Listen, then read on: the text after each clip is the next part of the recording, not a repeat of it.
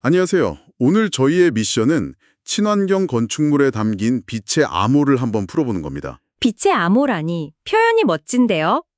리드 BD+C의 실내 환경 품질 EQ 카테고리에서 어쩌면 가장 중요하다고 할 수 있는 두 가지 퍼즐 조각이죠. 바로 우리가 직접 만드는 빛, 인테리어 라이팅이랑 태양에서 얻는 빛, 데일라이트입니다. 네, 맞습니다. 특히 시험 준비하시는 분들을 위해서 점수를 어떻게 얻는지 그 핵심 요건들을 집중적으로 파고들어 볼 텐데요. 단순히 숫자만 외우는 게 아니라 왜 이런 기준들이 생겼는지 그 본질까지 한번 같이 파헤쳐보죠. 아주 좋은 접근 방식이에요. 결국 이 두 크레딧의 궁극적인 목표는 딱 하나거든요. 하나요. 네, 바로 건물 사용자의 생산성, 편안함, 그리고 웰빙을 증진시키는 거죠.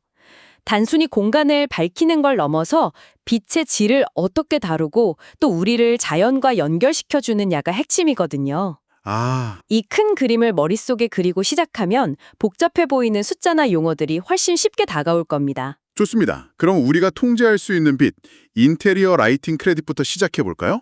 최대 2점, 헬스케어는 1점짜리 문제인데 점수 얻는 방법이 두 가지 옵션으로 나뉘어 있네요. 네, 맞아요.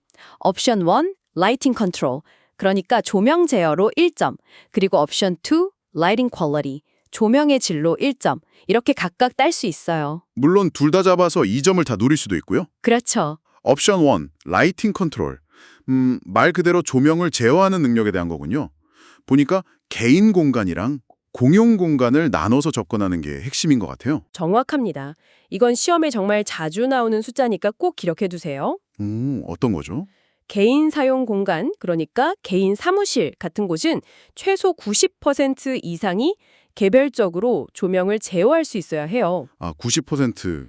그리고 회의실이나 라운지 같은 공용 다인 사용 공간은 예외 없이 100% 모두 그룹의 필요에 맞게 조절할 수 있는 다중구역 제어 시스템이 있어야 하고요. 잠깐만요. 그럼 제 책상 위에 있는 그냥 똑딱이 스위치 있잖아요. 껐다 켰다만 하는 거. 이건 인정이 안 되는 건가요? 바로 그게 핵심 질문이에요.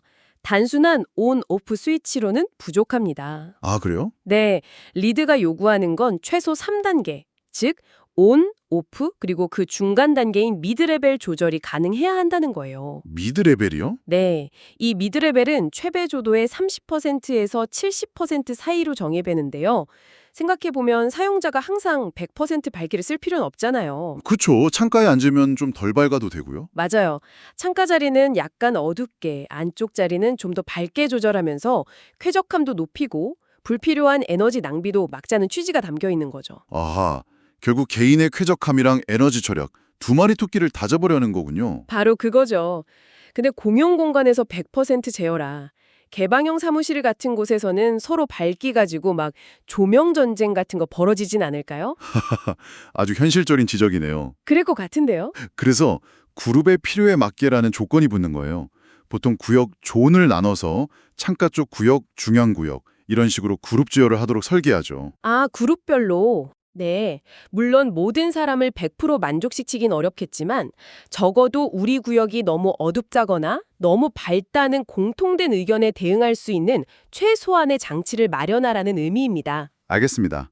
일단 사람들에게 조명을 제어할 권한을 주는 게 첫걸음이군요. 그렇죠. 하지만 그 조명 자체의 품질이 형편없다면 제어할 수 있어도 아무 소용이 없겠죠. 뭐 거칠고 깜빡거리고 색깔도 이상하다면요. 이게 바로 두 번째 퍼즐 조각, 옵션 2, 라이팅 퀄리티로 이어지는 거겠네요. 네, 맞습니다. 조명의 질을 평가하는 건데 8가지 전략 중에 4가지를 충족하면 1점을 얻을 수 있어요. 8개 중에 4개요? 네. 근데 이걸 무작정 외우려고 하면 너무 힘들어요. 대신 이 8가지 옵션을 나쁜 빛과 싸우는 도구 상자라고 한번 생각해 보세요. 도구 상자요? 오, 그거 재밌네요. 네.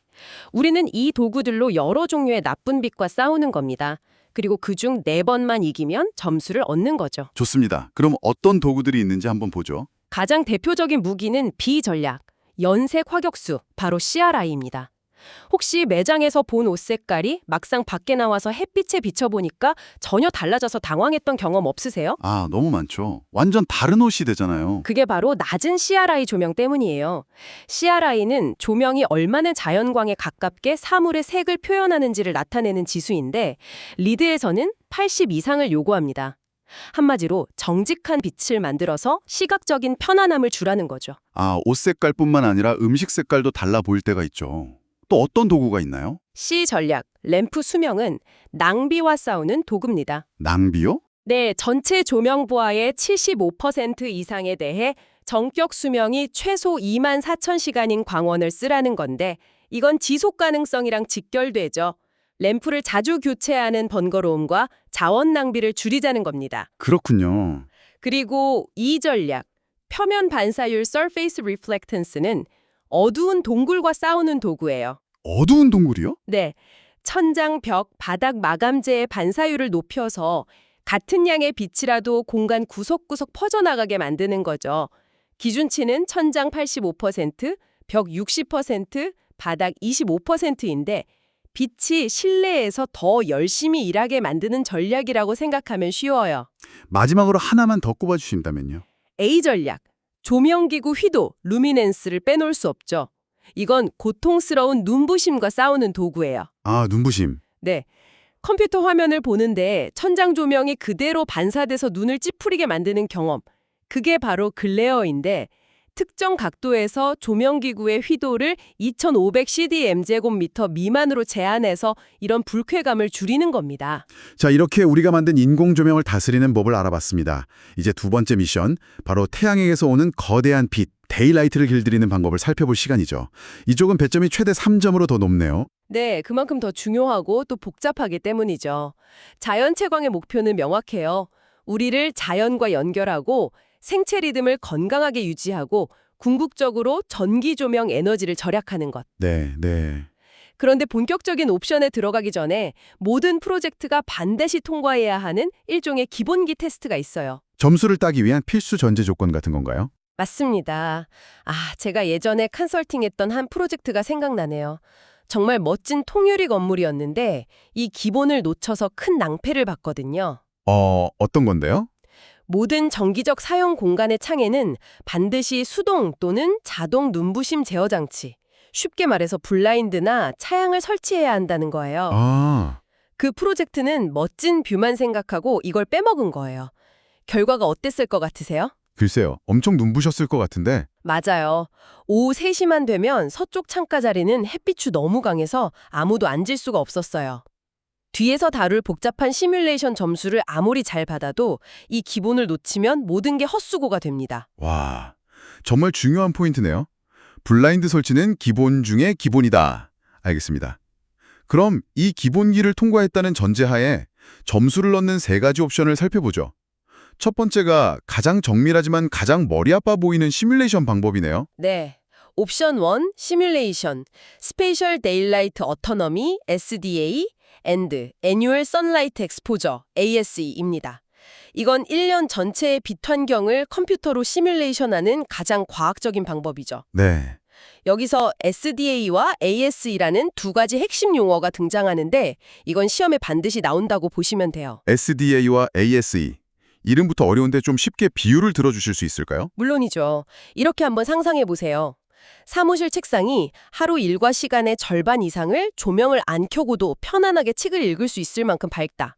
그러면 그 자리는 자연 채광 자율성이 높은 겁니다. 조명 없이도 밝은 상태. 네, SDA, Spatial Daylight Autonomy는 바로 이걸 측정하는 지표예요. 전체 사무 공간 중에서 방금 말한 그 좋은 빛을 충분히 받는 면적이 얼마나 되는지를 퍼센트로 보여주는 거죠. 그렇군요. 기술적으로는 SDA 3050%라고 하는데 점유 시간의 50% 동안 최소 300럭스의 밝기를 만족하는 면적의 비율을 의미해요. 이 비율이 55%를 넘으면 2점, 75%를 넘으면 3점을 받는 식입니다. 아하, SDA는 좋은 빛이 얼마나 충분한가를 보는 거군요.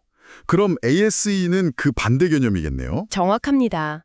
ASE, Annual Sunlight Exposure는 나쁜 빛이 얼마나 과도한가를 측정해요. 나쁜 빛이요? 네, 아까 그 책상에 이번에는 한여름 직사광선이 몇 시간 동안 그대로 내리쬐어서 눈이 부시고 노트북 화면도 안 보이고 후끈거린다고 상상해보세요.